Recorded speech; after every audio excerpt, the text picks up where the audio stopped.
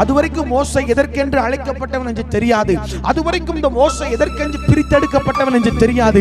என்றைக்கு அவன் ஓரேபிலே அக்கினியை உற்று பார்த்தானோ அன்றைக்கு அக்கினி நடுவில் ஒரு சத்தம் வருகிறது, மோசே நீ நிற்கிற இடம் பரிசுத்த பூமி, ஆகவே உன் பாதரட்சை கழட்டி போட்டு வா என்று சொன்ன உடனே மோசே வந்து நிற்கிறான். ஆண்டவர் சொல்லுகிறார், உன்னை கொண்டு நான் எகிப்தின் ஜனங்களை மீட்டு எடுப்பேன், எகிப்தில் இருக்கிற இஸ்ரவேல் ஜனங்களை மீட்டு எடுப்பேன் என்று தரிசனத்தை கர்த்தர் வெளிப்படுத்துகிறார். இந்த உலகத்தில் வாழ்ந்து கொண்டிருக்கிற என் அருமையான வாலிப சகோதரி, என் அருமையான வாலிப சகோதரா, மோசே அன்றைக்கு அந்த ஓரேப் தேவ பர்வதத்தில் அக்கினியை உற்று பார்த்தான், கண்ணோக்கி பார்த்தான். அவனுக்கு தரிசனம் வெளிப்பட்டது.